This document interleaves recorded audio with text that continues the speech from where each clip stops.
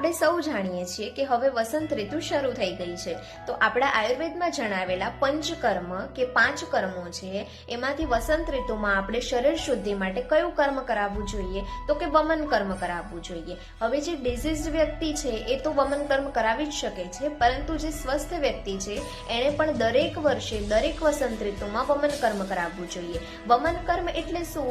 તો કે સિમ્પલ સાદી ભાષામાં ઉલટીઓ કરાવીને આપણા શરીરનો જે કાંઈ પણ કચરો છે, દોષ છે, એને શરીરની બહાર કાઢી નાખે. હવે વમન કર્મ છે કોના માટે?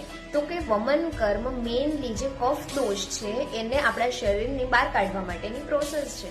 જેને પણ કફની તકલીફો રહી છે, શ્વાસ ચડે છે, શરદી વારંવાર રહે છે, ફેફસા ભરાઈ રહે છે, જેટલી પણ કફની તકલીફો છે એમાં આપણે વમન કર્મ કરાવી શકીએ છીએ. તો આપ સૌ આ વસંત ઋતુમાં વમન કર્મ કરાવો પોતાના નજીકના આયુર્વેદ કન્સલ્ટન્ટ પાસે.